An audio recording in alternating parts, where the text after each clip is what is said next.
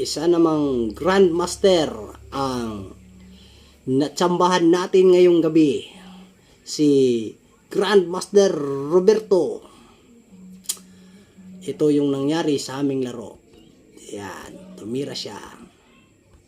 Tinik ko lang yan. Nag-knight siya, nag-bishop, nag-knight ulit, treating the queen. Bumaba yung queen. Oh, ayan, kinain yung knight. Kinain yung knight ko rin ng bishop. Ayan, nag-castle ako dyan. Castle din siya. Tabi lang ako. Ayan, attack. Tira ng pawn. Tira pataas. Kinain yung pawn. Kinain niya rin. Chinik ko dyan ng rook.